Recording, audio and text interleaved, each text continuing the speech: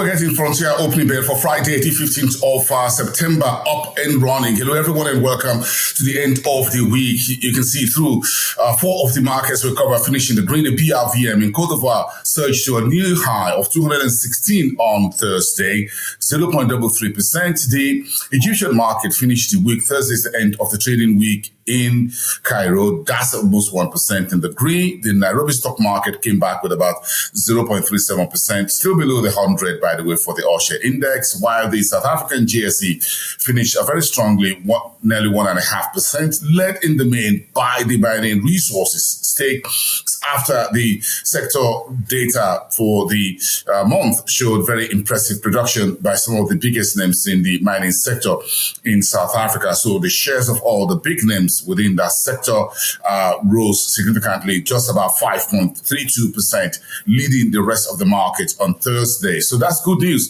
from South Africa, with the news that Anglo Gold Ashanti will be moving its primary listing to the New York Stock Exchange next week, but will retain its secondary listing on the Johannesburg Stock Exchange, the A2X, also in South Africa, as well as the Ghana Stock Exchange. Those are some of the news coming through. Let's take you through the East African markets of what's the big stories there. The Kenya Treasury proposing to increase the VAT to 18%. Kenyans who are hurting right now. They're asking themselves, what happened 1 year since President Ruto came into office? The price of essential commodities for folks are up, including electricity, by the way. So VAT is also going up to 18%.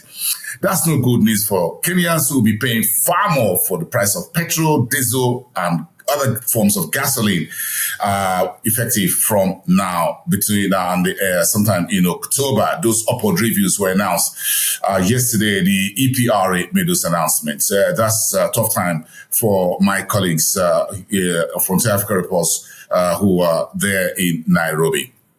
But of course, Kenya and Colombia says they're exploring direct flights to boost bilateral ties between the two countries, between East Africa and the Latin American economy.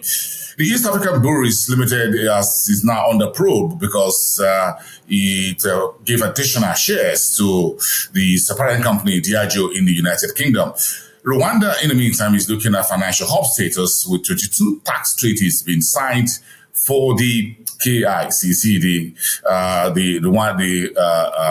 the International Financial Center that Kigali in Rwanda is pursuing. The CBK, which is Central Bank of Kenya, is asking Kenyans who wants to withdraw more than $10,000 per day would have to do that through commercial banks, try to contain FX outflows and ensure that there are no arbitrage that will be affecting the shillings. Those are some of the headlines from East Africa. Let's leave it there and jump into the ship in West Africa, where Nigeria's President Bola Tinubu has appointed a new head for the Federal Inland Revenue Service. Zacchaeus will be the new helmsman. He's replacing Mohamed Nami, who was brought into office in October 2019 by President Muhammadu Buhari. The new helmsman at the FIRS, the tax agency, will be serving for 3 months in acting capacity, and he's been in office to be subject to a full confirmation as the substantive head of the FIRS. That's the latest from there.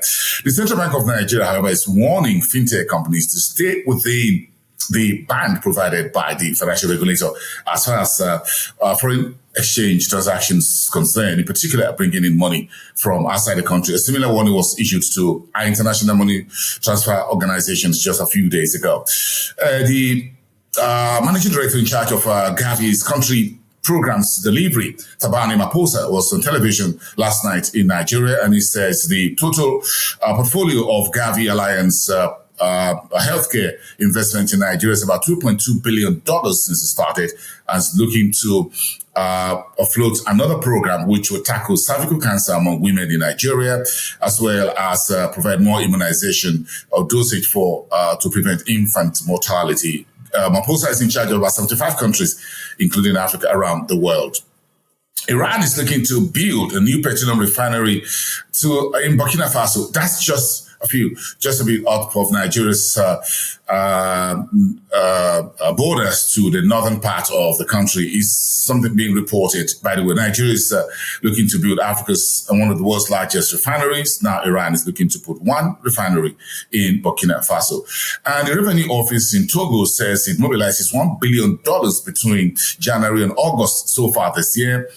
And on Wednesday, Fitch Ratings says the military coups both in the Niger Republic and in Gabon will have no impact on the ratings of supranational organizations, the MDBs, which are the multilateral development agencies in Africa, which include like Afreximbank, the African Development Bank, and others, because they have little exposure to those two countries, and their operations will not be impacted by the military junta in those two countries. There's some good news there for those MDAs, multilateral agencies or development agencies on the continent. Thank you to Fitch. Let's get on to look at Southern Africa. Again, we spoke about AngloGold Ashanti moving its primary listing to New York Stock Exchange.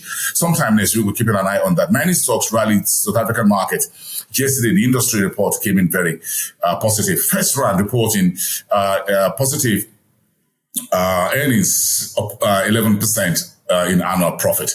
Zimbabwe's Investment and Development Agency says is raking about 34% upside to the licenses it's given so far this year between the first 8 months of the year. In the meantime, Zambia signed a memorandum of understanding with Chinese ZTE Corporation. The idea is to set up an assembly plant for smartphone production in Zambia. President Hichilema is still in China. He's met with the Chinese President Xi Jinping and he's continuing his roadshow to attract further investments. President Hichilema just clocked 2 years in office. And finally, AngloGold Ashanti. Goodbye to Joburg and welcome to New York. That will attract you for you next week. Let's get on with Southern Africa and finish it up there in North Africa, where Egypt is looking to set up a $1 billion industrial steel plant. That's what President Al-Sisi's administration is working on. In Morocco, the World Bank and the IMF annual meetings, which is scheduled for Marrakesh, will take place as scheduled next month, despite that deadly earthquake that's rocked the North African country. And Taka Morocco, in corporate news, says it's raised $644 million for its low-carbon growth strategy. And finally, Tunisia's pharmaceutical market is forecast to grow about 12.9%. That's roughly $4.5 billion by the year 2029. And those are your business and markets headlines for these Friday, the 15th of September. Have a great day. Enjoy your weekend, everyone, and see you soon.